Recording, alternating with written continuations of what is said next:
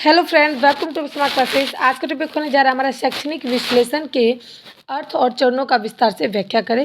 तो शैक्षणिक विश्लेषण एक ऐसी प्रक्रिया है जिसके द्वारा किसी पाठ्यक्रम, शिक्षण योजना, अध्यापन पद्धति या फिर शिक्षण संबंधित किसी भी तत्व का गहराई से अध्ययन किया जाता है ताकि यह समझा जा सके कि वह कितना प्रभावी और उद्देश्यपूर्ण और उपयुक्त है। इसका उद्देश्य शिक्षण अधिगम प्रक्रिया को अधिक प्रभावी बनाना होता है। यानी कि शैक्षणिक विश्लेषण यह एक ऐसी प्रक्रिया है जिसके माध्यम से यानी कि सीखने के लिए योजनाएं बनाई जाती है, इसका मूल्यांकन किया जाता है और जो सीखने की चीज़ें हैं, चाहे पढ़ने की चीज़ें, उसको उद्देश्यपूर्ण बनाया जाता है।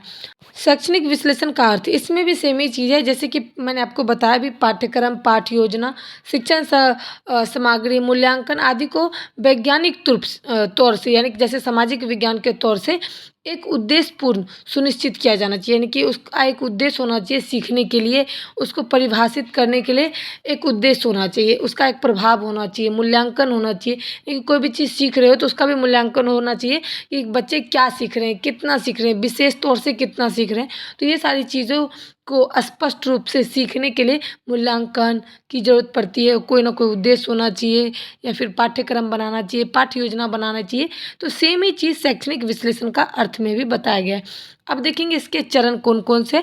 शैक्षणिक विश्लेषण के कई चरणों में पूरा किया जा सकता है, यानी कि कई चरणों में। नीचे इसके मुख्य जो है चरण जो है वो बताया गया है। पहला है लक्ष्यों की पहचान। यह चरण सबसे पहला और महत्वपूर्ण होता है। इसमें यह निर्धारित किया जाता है कि शिक्षण से क्या सीखने की अपेक्षा की जा रही है। उदाहरण ज्ञानात्मक, भावात्मक, क्रियात्मक उद्देश्यों की पहचान। यानी कि शिक्षण का क्या मेन महत्व होता है। तो शिक्षण का पहला चरण होता है सीखना, है ना। वो क्या सीखना चाहते हैं, क्यों सीखना चाहते हैं और किस कैटेगरी में सीखना चाहते हैं। यानी कि ज्ञान को बढ़ावा देना चाहते हैं, अपनी भावात्मक को या क्रियात्मक को, या उद्देश्य की पहचान करना चाहते हैं, तो ये बताना होता है। उसके बाद दूसरा है शिक्षण सामग्री का चयन। यानी कि निर्धारित लक्ष्यों को ध्यान में रखते हुए उपयुक्त शिक्षण सामग्री का चयन किया जाता है। यानी कि जो एक लक्ष्य है उसको ध्यान में रखते हुए सीखने की चीज़ों को चयन किया जाता है। उसके बाद है सामग्री का स्तर, उसकी उपयोगिताएं छात्रों की उम्र समझने के अनुरूप होनी चाहिए। यानी कि वो जो भी चीज़ सीखना चाहता है, जो भी लक्ष्य प्राप्त करना चाहता है, तो उस छात्रों के उम्र के अनुसार होना चाहिए, उसके समझने के अनुसार ही बर्डन देना चाहिए। चाहे शिक्षण सामग्री को बताना चाहिए कि इस उम्र में बच्चा इतना ही सीख सकता है, तो उसके उम्र के हिसाब से चीज़ें बतानी चाहिए। तीसरा है शिक्षण विधियों का विश्लेषण। इसमें क्या बताया गया है कि इस चरण में यह देखा जाता है कि कौन सी शिक्षण विधि, जैसे व्याख्याकन, जो व्याख्या करते हैं, चर्चा, प्रयोग आदि सबसे उपयुक्त और प्रभावी होता है। यानी कि कोई भी चीज़ को अगर हम सीखते हैं तो उसको सीखने के लिए व्याख्या करना पड़ता है। यानी कि अगर मैंने शॉर्टकट में कहानी बता दी, लेकिन उसको अगर व्याख्या करके बताएंगे तो आपको ज़्यादा समझ में आएगी, ज़्यादा सीख पाओगे। चर्चा करते हैं बार बार एक चीज़ को, तो हमें ज़्यादा समझ में आती है। छात्रों को भागीदारी और सक्रिय अधिगम पर विशेष ध्यान दिया जाता है। यानी कि छात्र जो है वो अपनी भागीदारी अच्छे से निभाए, अधिगम यानी कि सीखने पर विशेष ध्यान दे। ठीक है। 4 नंबर है माध्यमों और संसाधनों का चयन। यानी कि अपना जो माध्यम है उसको चुनना चाहिए और संसाधनों को भी। जैसे कि शिक्षण को प्रभावी बनाने के लिए किन शिक्षण सहायक संस्थानों, जैसे कि अगर हम कोई चीज़ सीख रहे हैं, चाहे वो टीचिंग लाइन में ही क्यों ना हो, तो उसके लिए हमें क्या चीज़ की ज़रूरत पड़ती है। अगर हम कोई चीज़ पर कोई लेसन पढ़ा रहे हैं तो उसके लिए हमें चार्ट बनाना चाहिए, कोई ऑडियो तैयार करना चाहिए। तो उस चीज़ पर हम अच्छे से बच्चे को समझा सकते हैं। क्या कर सकते हैं, अच्छे से समझा सकते हैं, सिखा सकते हैं और उसका मूल्यांकन भी किया जा सकता है। जो चीज़ बच्चे अच्छे से सीखेंगे उसका मूल्यांकन का रिजल्ट जो है वो भी अच्छा आएगा। यानी कि मूल्यांकन मतलब रिजल्ट, वो क्या होगा, अच्छा आएगा।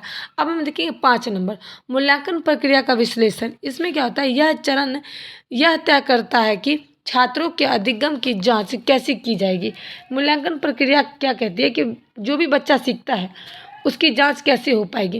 तो उन्होंने बताया कि उपयुक्त मूल्यांकन, जैसे कि मौखिक तरीके से, लिखित परीक्षण के तरीके से, प्रयोजन, अवलोकन आदि का पहचान की जाती है। यानी कि अभी कई तरीके से हम परीक्षा लेते हैं। वीकली टेस्ट हो गया, मंथली टेस्ट हो गया, मौखिक हो गया, यानी कि ओरल टेस्ट हो गया, रिटन टेस्ट हो गया, तो यानी कि 6 मंथ पर टेस्ट हो गया, 3 मंथ पर टेस्ट हो गया। तो ये सारी जो परीक्षाएं हैं इसके माध्यम से हमें पता चलेगा कि बच्चे ने क्या सीखा है, मूल्यांकन प्रक्रिया बताएंगे। अब देखेंगे 6 नंबर, फीडबैक और सुधार। शिक्षण के पश्चात फीडबैक एकत्र किया जाता है और प्राप्त जानकारी के आधार पर पाठ्य योजना, शिक्षण विधि, सामग्री आदि में आवश्यक सुधार किए जाते हैं। सही बात है। अगर आपको सप्ताह वाला टेस्ट होता है, आप देखते होंगे कि वीकली टेस्ट होता है, उसमें क्या होता है कि बच्चे को पहले एक चैप्टर समझाते हैं, उसके बाद उसका टेस्ट होता है। एक सप्ताह में बच्चा ने कितना सीखा, अगर ज़्यादा बच्चे ज़्यादा सीख पाते हैं तो उस चीज़ को आगे बढ़ा दिया जाता है, लेकिन अगर कम बच्चे सीखते हैं और ज़्यादा बच्चे नहीं सीख पाते हैं तो उसके लिए उस पाठ को दोबारा रिवीजन कराया जाता है, दोबारा अच्छे से व्याख्या करके समझाया जाता है, तो उसे हम कहते हैं फीडबैक और सुधार। तो ये वीकली टेस्ट और मंथली टेस्ट में होता है। अब देखेंगे निष्कर्ष। शैक्षणिक विश्लेषण एक स्तर प्रक्रिया है जो शिक्षण की गुणवत्ता को सुधारने में सहायक होता है। इसके माध्यम से शिक्षा प्रणाली को वैज्ञानिक, उद्देश्यपूर्ण और प्रभावशाली बनाया जा सकता है। यह अध्यापक को अपनी शिक्षण पद्धति का मूल्यांकन करने और आवश्यक सुधार करने का अवसर प्राप्त करता है। यानी कि निष्कर्ष ये बताता है, शैक्षणिक विश्लेषण एक सतत प्रक्रिया यानी कि एक चलने वाली प्रक्रिया है जो शिक्षण की गुणवत्ता यानी कि सीखने की जो गुणवत्ता है उसमें सुधार करता है, उसमें सहायता करता है। शिक्षण विधि के माध्यम से ही जो है वो इसके माध्यम से शिक्षा प्रणाली को वैज्ञानिक तौर से, उद्देश्यपूर्ण तौर से प्रभावी बनाया जा सकता है। यह अध्यापक को अपनी शिक्षण पद्धति का मूल्यांकन करने और आवश्यक सुधार करने का अवसर भी प्रदान करता है। यानी कि शिक्षक को कई सारी मूल्यांकन करने के लिए, कई सारी पद्धति को सुधार करने के लिए, सीखने के लिए ये जो है योजनाएं इसको बनाई गई थी। यानी कि शैक्षणिक विश्लेषण अर्थ और चरण को मैंने एक एक लाइन को, एक एक टॉपिक को अच्छे से समझाया। वीडियो पसंद आए तो लाइक करें, शेयर करें, सपोर्ट करें, अपने दोस्तों के साथ इसे ज़्यादा से ज़्यादा शेयर करें। Thanks for watching my video.